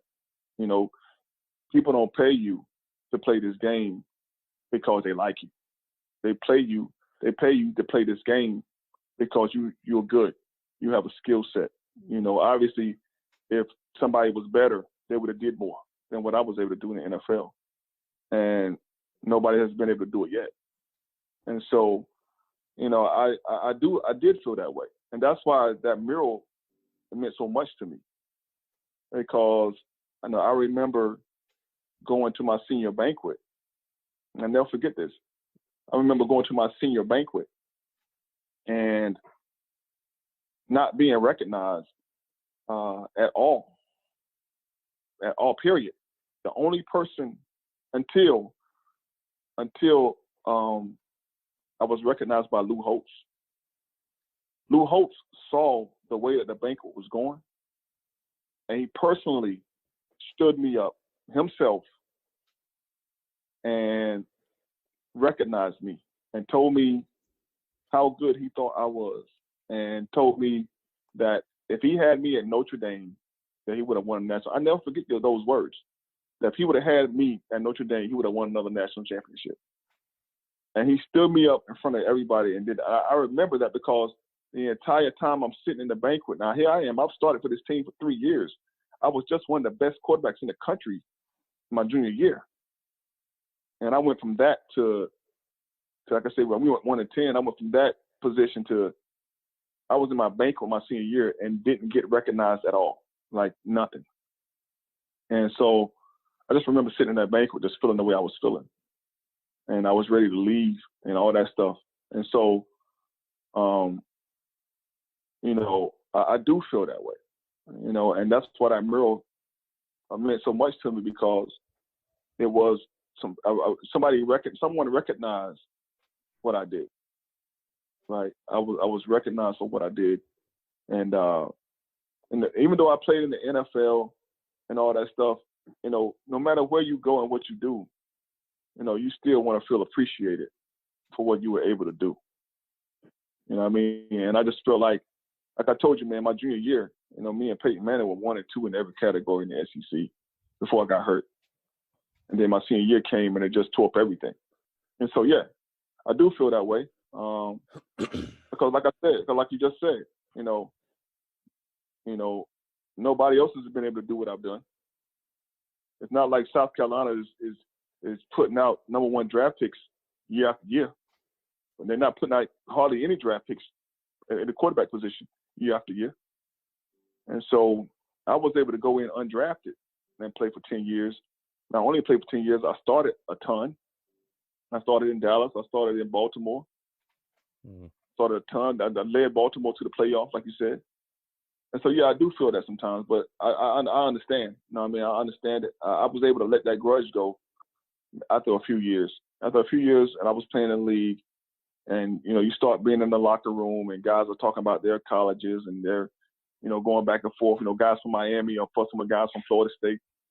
You know, I wanted to have something to talk about. And at that particular point, you know, that's when we kind of started winning a little bit, you know, so I began to talk about South Carolina beating Ohio State and South Carolina beating other teams. And so I kind of got over the grudge I had, you know, from the surgery to my senior year and all that stuff. And I was able to let it go. But like I said, the mural, it was definitely something that really made me, and that's what I love about Muschamp. You know, because Muschamp sent me that. Coach Muschamp sent me that. And he didn't have to. You know, he sent that to me to show me respect, and I really appreciated that. You know, even when Spurrier was coaching, Spurrier was big on inviting me back. You know, Spurrier really wanted me to come back. He was really big on inviting me back, getting me involved with the guys, having me around. So Spurrier did it, and like I said, Coach Muschamp did it, and Coach Holtz, like I said, he stood me up in the banquet, and he recognized me. But yeah, you're 100% right. For sure. So I'm just curious, again, you talked about you bounced around a lot of different teams, obviously Pittsburgh, Dallas, Baltimore, Cincinnati, New York, and had your successes at each. But just kind of overall, you know, I talked about earlier the way the game changes from you go from high school to college to pro. Describe to the people that'll never obviously have the opportunity to do so. I mean, what is it like to be a starting quarterback in the NFL? Because we hear all the time, you know, the league is a business, and, you know, we hear certain things about the NFL, but from someone that has actually done it on the field, how would you describe that, what it's like to be a starting quarterback in the National Football League? Oh, it's great, man. It's a level of faith that the coaching staff or the organization has in you. They're telling you that they believe in you. You know what I mean? And that's incredible. Especially, like I said, for me, especially the way that I did it. You know, I came in undrafted, you know, torn up knee, 1-10 team, and these guys said, "We believe in you enough that you're a starter in the NFL. Like, you can start in this league." You know, so for me, it was tremendous. It was like I was being approved. It was like an approval to say, "Yeah, man, you're really good. You know, you really can play this game. Like, you know, you're not a guy that is just, you know, just holding up a spot on the roster. You're a guy that can actually come in and play." And the reason why I even started playing, you know, that was giving me my first chance to play. But the reason why I started playing in Baltimore was because the defensive players went upstairs to the front office and asked them to let me play. I'm talking about Ray Lewis, Ed Reed, Terrell Suggs. Those guys went to Ozzie because of what I was doing to them in practice. They went to Ozzie themselves and was like, "We want Anthony to start." Just what happened was Kyle Bowler, who they had drafted in the first round from Cal, got hurt, right? So I was the third string quarterback. So it was Kyle Bowler, Chris Redmond, and then myself. I was third string. And Cal got hurt against St. Louis, and Chris went in and didn't play so well. Mm-hmm. And so for the next game, the players went to the front office and vouched to the front office that they wanted me to be the starter. And that's how I began. That's how I started starting in Baltimore. Was because of the players. So when stuff like that happens, when things like that happen, of course it makes you feel good, you know, as a player, because you know all the hard work you put in, and you may know the trials and tribulations you've been through, right? And so when players do it, it means a lot more. No, absolutely. So your career, I'm curious, your career in Dallas, I mean, you were obviously inserted in the lineup. Troy Aikman suffered a concussion, played in a big win against Washington, obviously a huge rival of the Dallas Cowboys. But I mean, as far as what was the media pressure like in Dallas? Because I mean, there's a difference in being a starting quarterback on an NFL team and being the starting quarterback of the Dallas Cowboys. I mean, how would you describe that? Oh, it was amazing, man. I grew up as a Dallas Cowboys fan. There you go. Yeah, I grew up as a Dallas Cowboys fan. So, when I was called to start, it's funny, when I went to Dallas, I was on a practice squad for 10 weeks. This is how the business works, right? So I came from Pittsburgh to Dallas. I got to Dallas during the first game of the week.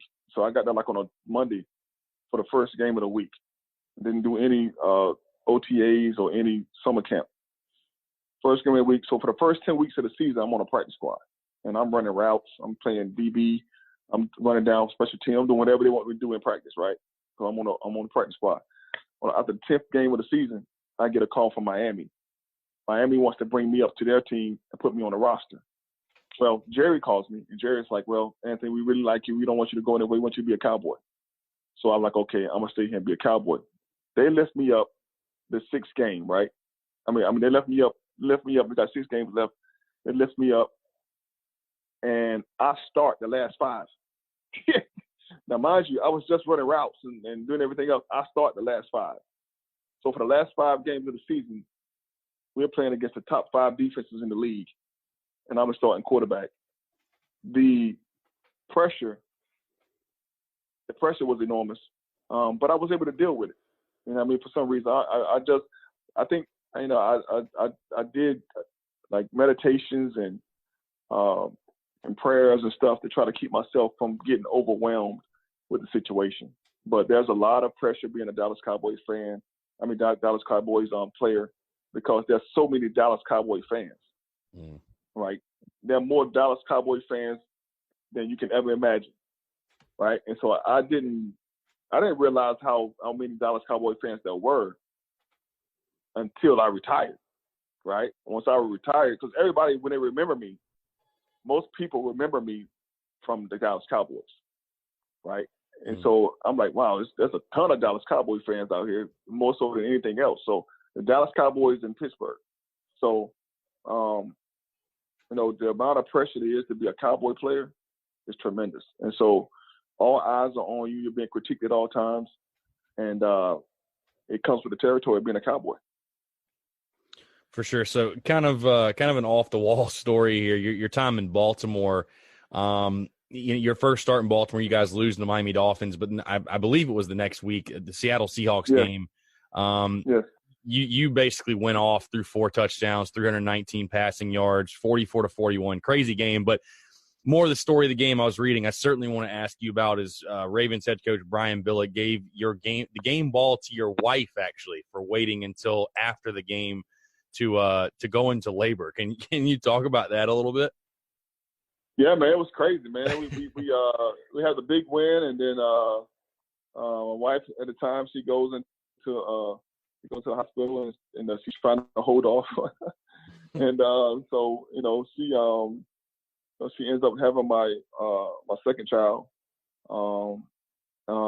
and it was a big deal, man. It was all over ESPN, all over the local radio and television and stuff, and yeah, she got the game ball. She actually got a game ball. He gave when we came in on Monday.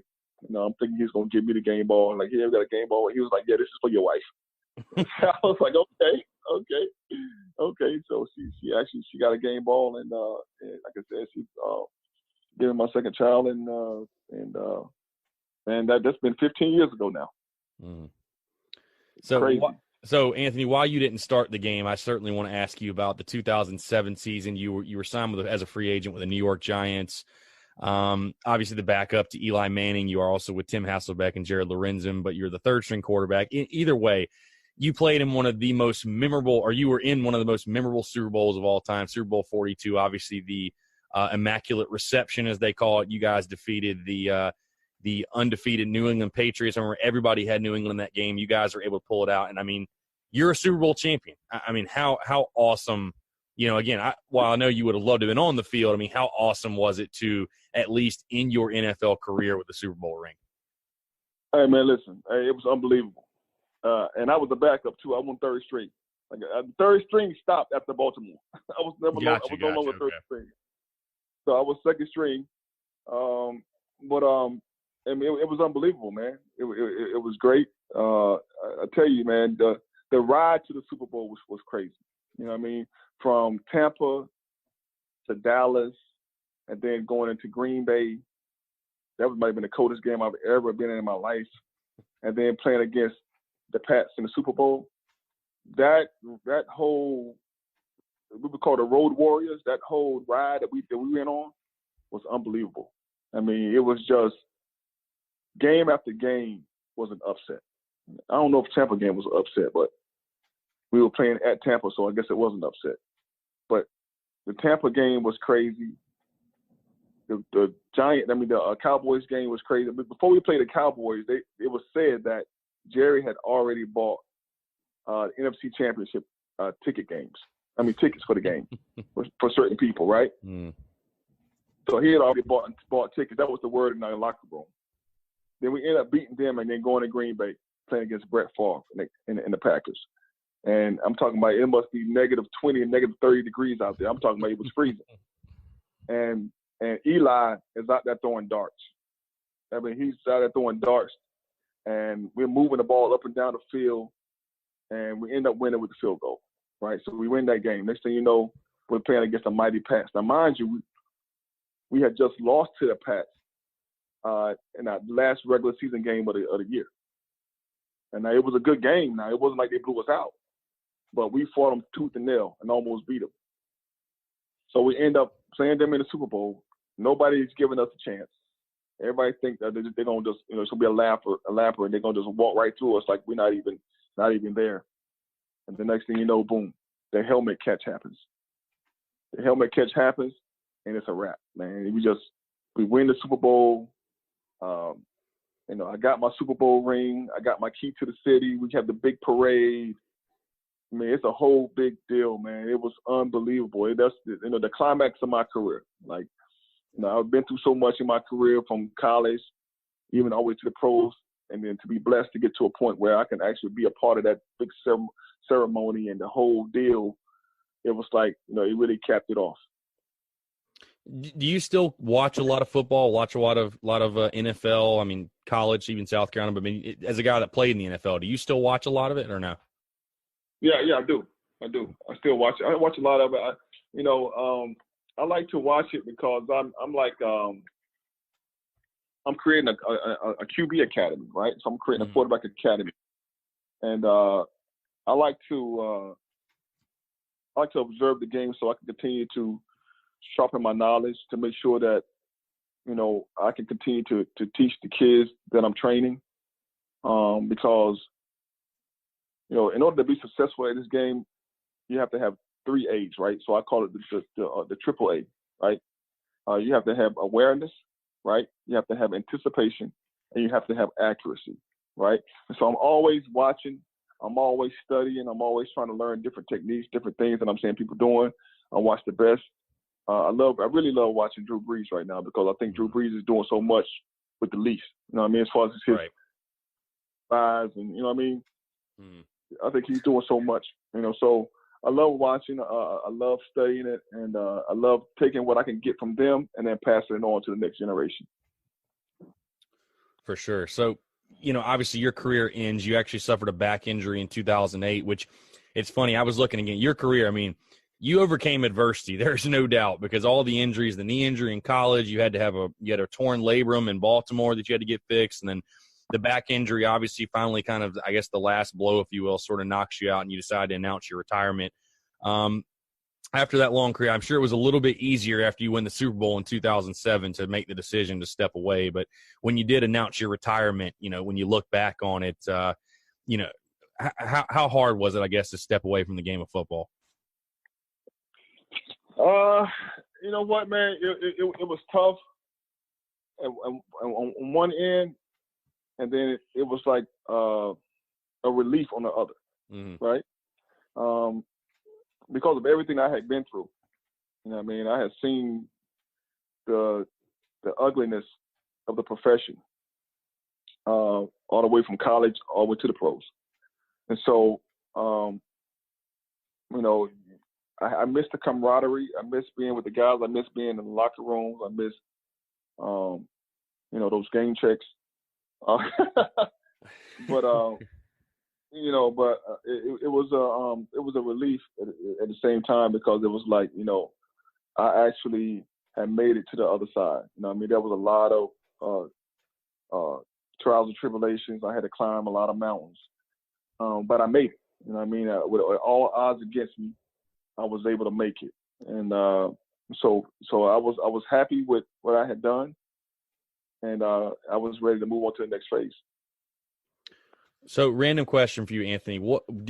Just because we just had him on the show, were you ever able to face John Abraham in the NFL, your former teammate? Or? Yes.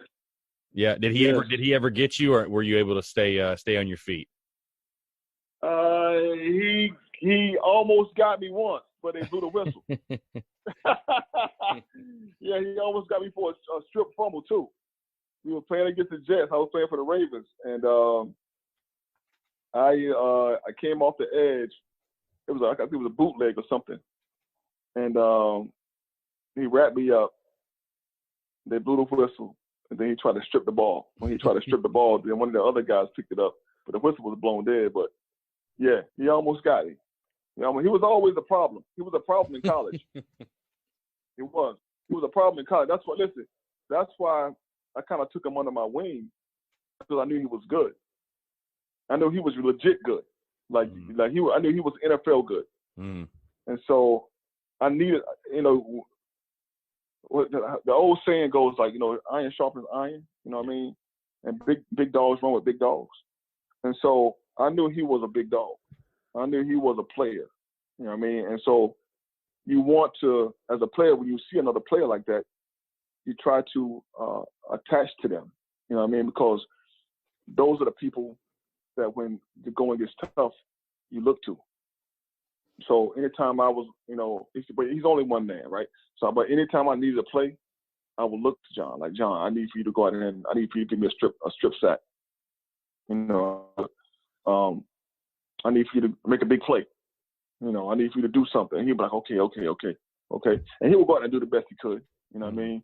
They would probably double him and cutting him and everything else. But, you know, I always saw, I knew he was a player. And obviously, you know, he went on to the NFL and had a great career and a long career. And he really is a Hall of Famer, really. So, you know, I was thankful to play with somebody like that. Who would you say is the best wide receiver you ever got to throw the ball to? Oh, man. Wow. I guess you would have to put. Are you talking about in the pros or in NFL? Yeah, we'll say NFL. Oh, NFL. Oh, NFL. Oh. Probably. Okay, so I go with wide receivers. The best wide receiver I had to throw to it'll probably be Derek Mason. Mm. Derek Mason was he was a horse. Derek Mason was a horse. People don't really realize it though. But if I had to pick a guy, I would take Derek. Marcus Robinson. The best core would have probably been in Cincinnati when I was out there with Hoosh and Chad. They were probably the best core receivers.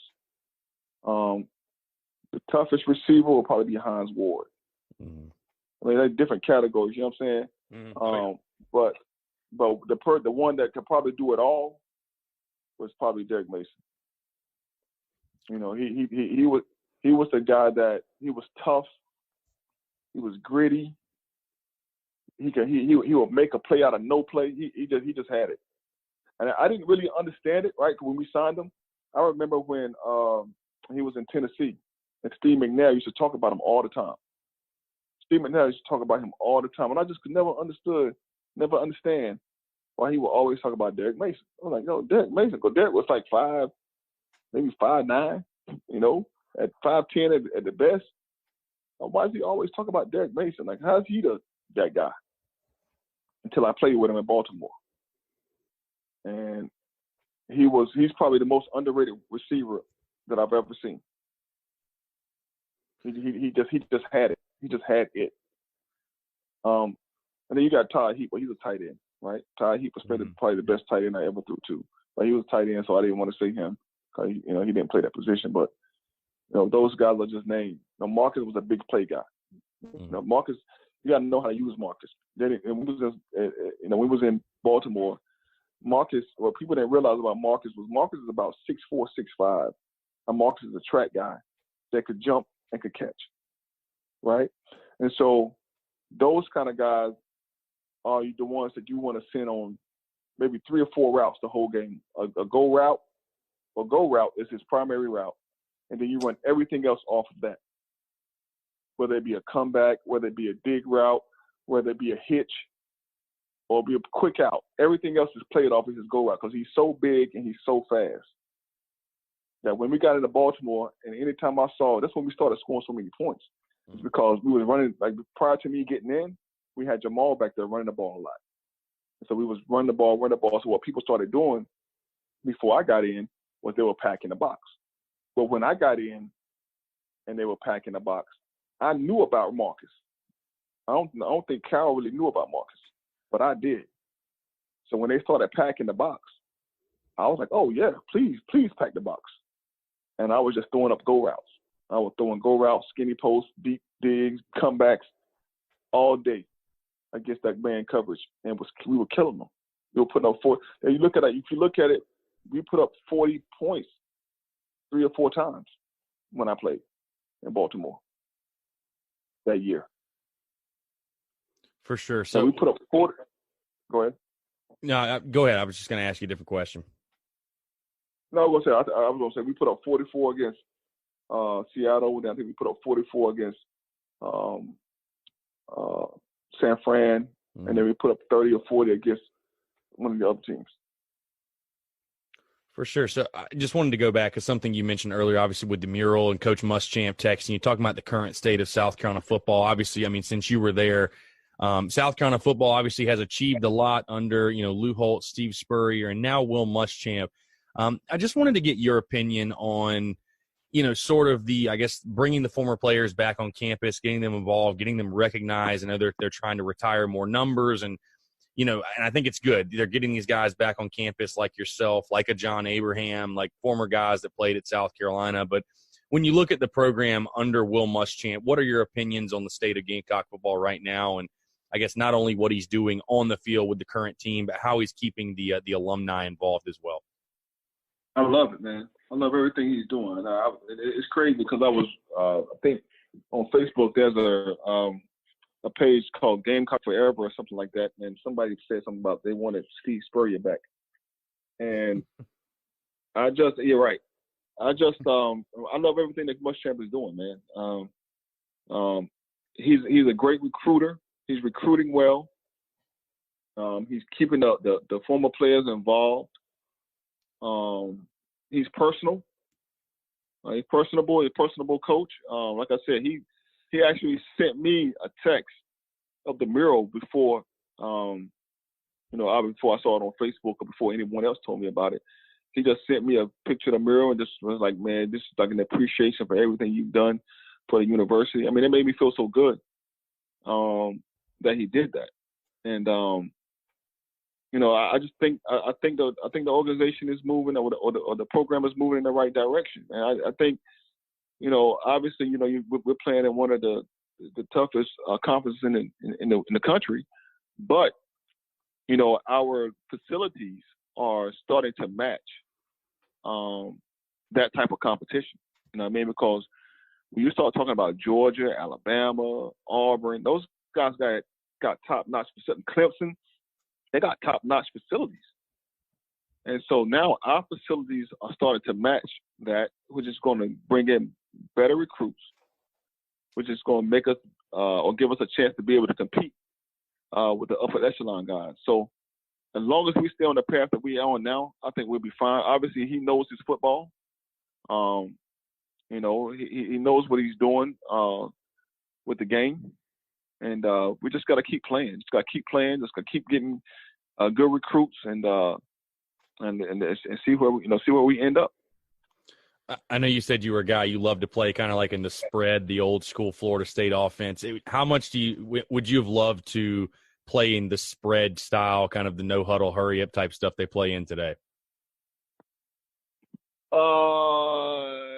I think I would have loved it, man. I think I would. You know, it's one of those things where it's like, again, it goes back to the coaching. You know, not knowing what I know now. You know what I mean? Does the coach? Is the coach really going to give me the best opportunity to be successful at the next level? Is he going to teach me the things that I need to know in order to play at the next level? And really, and honestly, and just to give you a quick snippet of some of the things that it requires to play at the next level.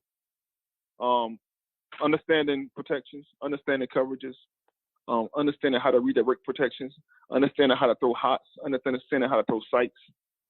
You know, that's going to give you your best. Understanding how to study, that's going to give the quarterback the best chance to be successful at the next level.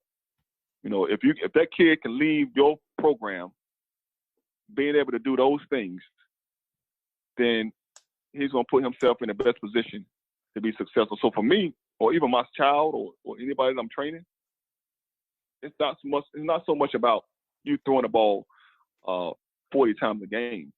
I think it has more to do with, okay, what are you being taught? Is he allowing you to be a quarterback? If you're in a system where the guy's allowing you to be a quarterback, he's allowing you to be able to understand, to check plays and to look at fronts and to identify fronts and to throw hots and throw sights, then I'd be like, you know what? Yeah, that's a school I want to play at. Do you feel like quarterbacks aren't being, because you're obviously a quarterback guru, quarterback guy, obviously a former NFL guy, but do you feel like quarterbacks aren't being developed quite as good as they used to be? Because I know that's a huge gripe people talk about is, you know, quarterbacks in college, a lot of it is sometimes people are just saying, hey, put the best athlete back there and let him kind of work. And really, again, the spread offense, I don't want to say it's gimmicky, but it's very it's like basketball on grass. I've heard a lot of people call it, but I mean, do you have any issue with the way quarterbacks are being developed at the college level or no? Yes, some of them. Yes. I mean, you gotta, you know, I don't want, you know, you start talking about these gimmicky offenses, you know, where the guys, you know, aren't really reading coverages, and you know, you got them out here just doing a lot of read option stuff where you're not really giving them a chance to know what they're doing. You know, for me, it becomes I begin to wonder, like, are you being selfish? Or you just want to win for yourself? You're not really giving these guys a chance to be successful at the next level? Or, you know, are you really trying to improve these kids? You know, for me, you know, even with my quarterback academy, when a guy leaves my academy, I want to be able to say that I can vouch for that kid is ready to play ball. That kid can walk up to your line of scrimmage, look at pre-snap read, post-snap read, and know where to go with that ball. No matter what you do, he knows what to do. And because I know if he can do that in college, he can do it in the pros, right? Now, you know, being accurate and all that stuff, that's, you know, we'll work on that, whatever, but I'm just talking about the mental part of the game. Can he walk up to the line of scrimmage, know that he has a six-man protection, know that you're bringing the Mike and the Sam, and know that if both Mike and Sam come, I have a protection problem? Does he know that? Does he know that if I have a six-man protection and you bring will-free safety, that I have a protection problem? Does he know that he can redirect the Mike call and pick that blitz up? Does he know that? Does he know what three-cloud is, and does he know how to beat three-cloud? Does he know what cover two is? Does he know how to beat cover two? All these are questions that the quarterback have answers to on every single play. On every single play. That's one of the things that Coach Reeves taught me, was that you got to be able to take cover two and draw it up against every single play in the playbook, and then write your 1, 2, and your 3. Where am I going to go? Oh, write this blitz, draw this blitz up, bring the Mike Sam blitz, bring the Sam Strong safety blitz, and then I want you to do it against every single play and have an answer for that blitz versus every single play. All the kids being taught that. Mm-hmm. You know, and that's one of the reasons why I want to do this academy, because they're definitely not being taught this. They're not being taught anything close to this, obviously, in high school or in middle school or any level. These kids can't tell you anything because the coaches are just telling them what to do. Throw the ball here. Throw the ball there. Look here or look there. But they don't really have an answer or they have a rhyme or reason why they're looking there. They don't understand that it's quarters and what they don't understand that it's quarters coverage and what the DB's responsibility and the linebacker's responsibility in quarters coverage is. And No why doubt. that play beats it. Go ahead. I was saying, and why this play beats that coverage. Mm. No, so it good gets stuff. detailed. Yeah, I feel like I detailed. think I just learned more about the quarterback position than I've ever known in my entire life. So it's definitely not as simple as drop back and throw the football. No, right. Right. But if you don't know, you don't know. It's like one of those things, like if your kid is going to the school and my kid is going to the school and I don't know this stuff, I don't know what to ask the coach. So it makes it even more funny than when you've got fans on social media or parents in the stands or whoever in the stands like critiquing critiquing a player on the field when you truly just don't have any clue what's going on. Right. Exactly. Exactly. And that's one of the frustrating things where he talks about, for myself, when we were talking about, do I watch football? Like, do I go to games and stuff? That's one of the frustrating things about going to games or sitting in the crowd with fans or getting on social media and hearing people rant on Facebook about this play or talking about that play. I don't think Bentley is good. I don't think that guy Helinski is good or whatever. They don't think that guy is, and that kills me because I'm like, you guys aren't in those meeting rooms. You don't have just like when Clemson made the move from the quarterback that they had, right? Yeah, Bryant to Lawrence. Kelly Bryant to Trevor Lawrence. Right. So when they went from Bryant to Lawrence, everybody was kind of killing like, why you do it? This kid went to the national championship last year, blah blah blah. Because you guys aren't sitting in the meeting rooms, man. You guys aren't watching practice every day. Mm. You guys do not know what these coaches know. These coaches are watching film every single day. They're seeing this every single day. I think they know what they're doing, brother. Mm. You got to trust them. But everybody wants instant gratification. So, no doubt. Well, hey, since you're the quarterback guru, I'll ask you about Jake Bentley. Obviously, a guy that, you're right, has been highly, highly criticized for his inconsistent play. I think there was a stat I was reading. Only one guy has thrown more interceptions than him over the last 2 seasons, but he's played a lot of good football for South Carolina. I mean, threw for over 500 yards against Clemson last year and has, really led South Carolina some big wins. And I've talked before, I think South Carolina will be in a very, very sore spot without him the past couple of years. But anyways, when you look at Jake Bentley's game, he's coming into his senior year, and he's a guy that obviously has aspirations to play at the next level. When you look at his game, what do you like? What do you not like? What do you think he needs to work on before he tries to take that next step? I mean, I like it. I think he has a strong arm. He can be a little inconsistent at times as far as his accuracy is concerned. At times, throws the ball a little high sometimes. But I think he's an intelligent kid. I just want to. I personally think I like the kid. I've been saying this. I said this when I first was watching him play 2 years ago. Mm. That I liked him. I thought he had an opportunity to be successful. Again, he's being given chances to be successful. It's his job to lose. And so he's gonna have an opportunity to go out there this year. I know, a lot of fans, they're already calling for Helinski to get in, and but that's fans. The fans, they always want to back up. Right. They always want to back up. Most popular guy on campus. And most popular guy on campus is a backup guy until he starts playing. It's the next guy. So, right. So I'm very I'm optimistic about him. I think he can do it, and a lot of people don't think. I think he can do it. I think he has the talent, the skill. He's going to be a senior this year, so he's going to have the confidence. He's been doing this now for what, 3 years? This will be his third year or fourth year starting. Yeah, this will be it'll be technically his fourth year because he came in late in the season in 2016. So this will be his fourth year actually playing. All right, so this will be his fourth year playing, so he should be confident. it's no holds bar. He's trying to get to the NFL. This is it. Like, I put it to you like this.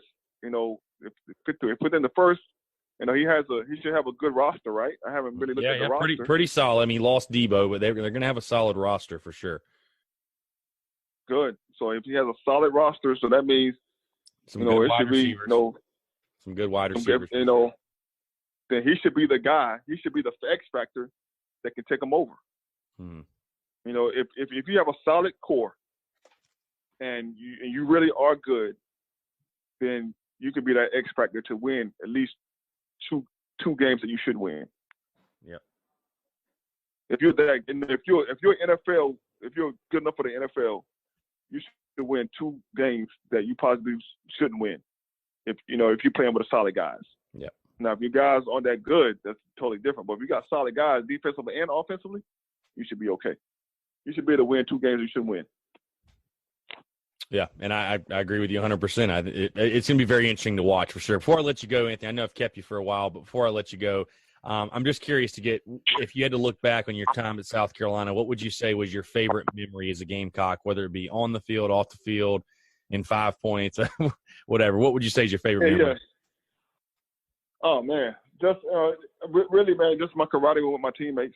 Just being with my teammates. One thing about it, no matter how my career went there, I built a bond.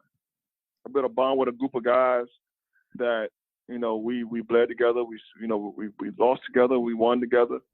We cried together. We suffered together. Everything together. So, the bond that I built with them was probably the best thing that ever happened to me there. No doubt. Well, hey, man, I really do appreciate you taking the time, Anthony. It was a pleasure to have you on again. I feel like I learned more about football in this interview than I ever have in any other interview. And as I'm not sure if you knew, it was our 100th podcast, 100th episode. So I appreciate you being the guest and taking the time to talk to us, man. Let's definitely do it again sometime here in Columbia at a South Carolina game. Would love to meet up, but than that, let's definitely link and talk some ball sometime, man. Yes, sir, man. It sounds great to me, brother.